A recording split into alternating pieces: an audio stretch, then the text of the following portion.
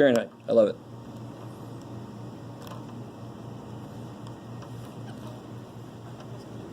Okay, so this will be degrees Fahrenheit per minute.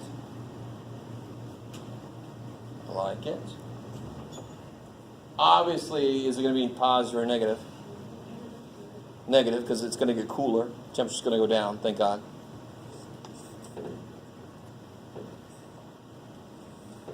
And this one we already talked about. This is what helped us draw that graph. Is the initial rate of change greater or less than the rate of change 30 minutes later? It's greater. In fact, doesn't that make sense? Because what happens once it's the same temperature as the fridge? It doesn't change at all. So it's like you're starting from big change and you're approaching no change. Right? So you're not going to go like this.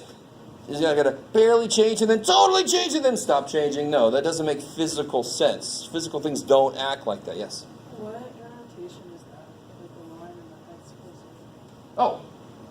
All right, so interpreting this symbol, what do you think this, it pretty much tells you what this is, the initial rate of change. So this is the change in temperature per minute at 0 minutes. This is kind of a way, so what this is T prime at 0. That's another way to say that. Okay. So this would be T prime 30. So they mean the same thing. The change in temperature at 0, the change in temperature at 30 minutes. I like it.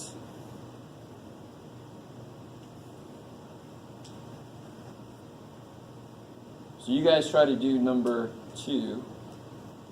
Only have one number 2 on this one.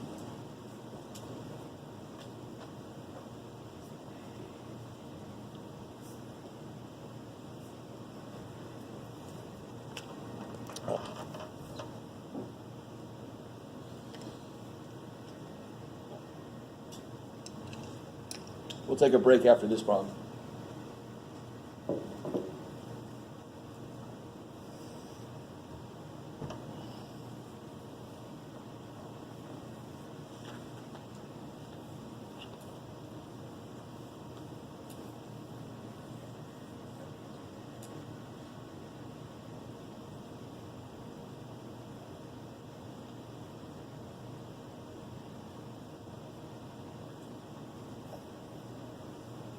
You notice everything here is in thousands of dollars, right?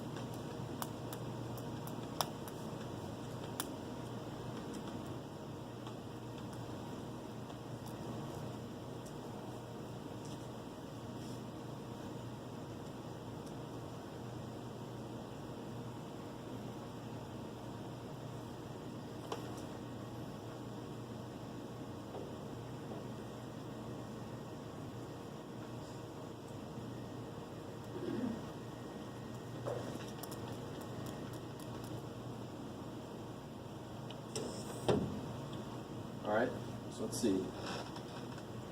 Most of these are you get it or you don't situation. What's the other way to write r prime of a if I wanted to?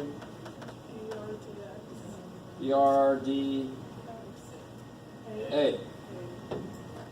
I like it. So that prime hides a little bit what you're taking the derivative with respect to, but prime means you're taking the derivative with respect to whatever the independent variable is. In this case, it's A. So what are the units on it then? It's going to be dollars per dollars revenue per dollars advertising. I like it.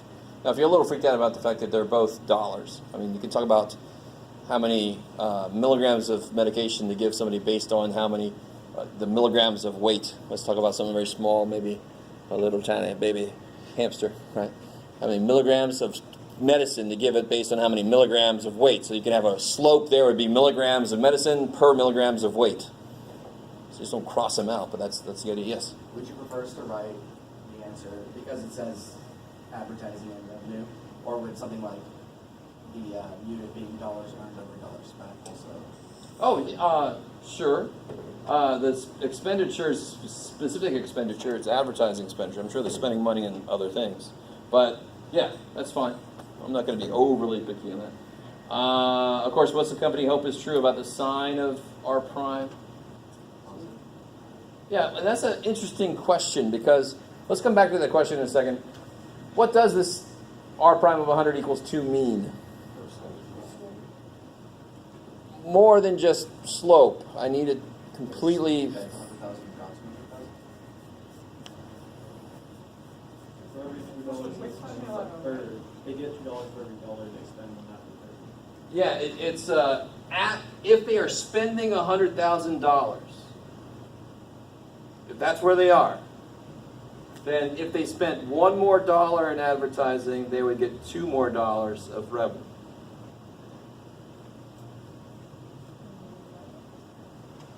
So what you got to realize is, if it said R of 100 is 2, that means if they spent $100,000 advertising, they are making $2,000 in revenue. That's not what that says. This is R prime. So if they were spending $100,000 and they increased their spending on advertising by $1, they could expect a $2 return for that.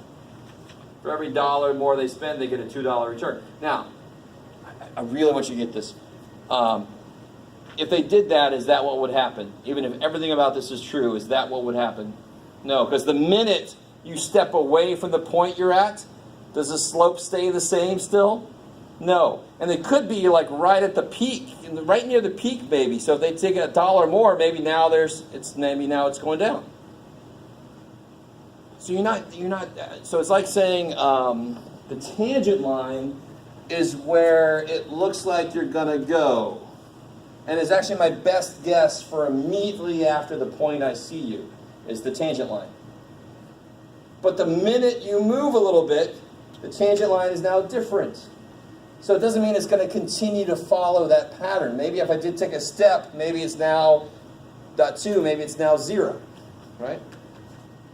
But if that does mean that the expected return at $100,000 is $2 for every $1 more you spend, should they therefore spend more money in advertising if they're spending $100,000? Yes, you expect to make some money for that investment. But you see, I love the wording here, slightly more, right? Why don't you do a big chunk more? You're like, oh, look at that, $2 for every $1. Let's put another $100,000 in advertising. Well, you're insane. That is a huge step. The small idea, the DRDA does not guarantee anything is going to be true if you take too big of a step. This is only true for right then. Maybe. So in this case, here's my revenue. This could be the situation. The situation is I'm like right here with a slope of 2. So if I spent a little bit more, I do get more revenue. right? I like it. I like it. Now, what else could be the case? I could be way back here if I spent a little more, but if only I just spent even more. So what do? You spend a little more and you reevaluate. And you see, did we spend too much? Have I not spent enough? Would it be better to do some more? This is what's called marginal revenue. You got marginal cost, marginal revenue. I am not a fan of business in general, to be honest. I'm not going to teach you business shit, but if any of you are going into business kind of stuff, you will be talking about marginal cost, marginal revenue. That references the derivatives, right? So coming back to this, why is this kind of a strange question, really? What is the company mostly concerned about? That they are making the most money they could. So what do they hope is true about the sign of that? That's kind of a weird question. What do they hope R prime of A is? They hope, when are they making the most revenue? When they are at the top, which would mean the slope is 0. So that's sort of a trick question, to be honest. So what would they hope is true? That it's 0. And well, they also got to make sure that they're not there, right? So as long as they're sure they're not here, a slope of 0 would mean they're at the peak. They're making the most. Now, let me be even more cautious. This is really cool. So there's 3 cases for a slope of 0. You're at the peak, you're at the valley, there's a 3rd case. Yeah, there's the evil thing. So I could have something coming and it's like, oh, I'm gonna turn. No, I'm not. Haha. Right?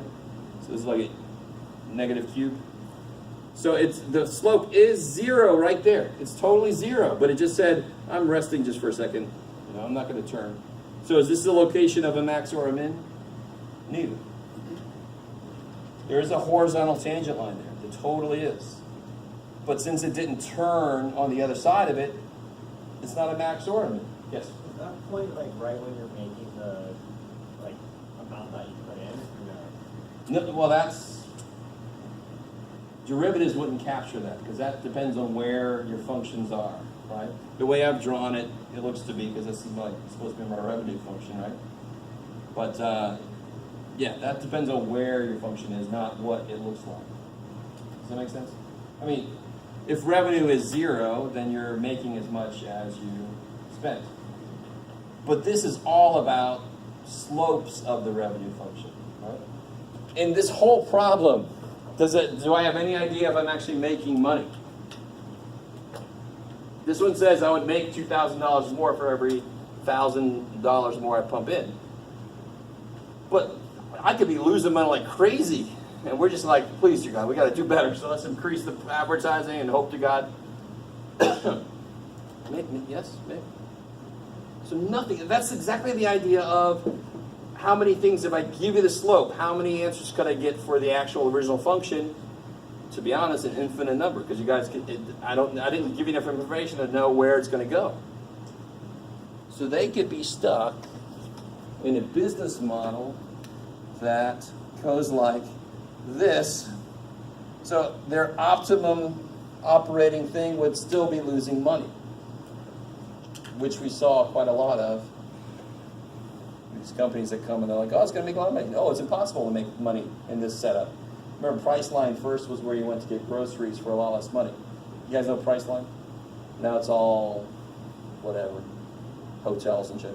But I used Priceline when it first came out, and I saved like a stupid amount of money on groceries. And I thought, how are they doing this? And about a week later, they stopped doing it because it was not as sustainable.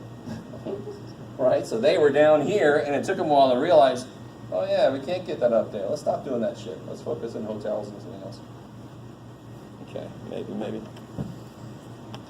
Okay, so any questions on that stuff there?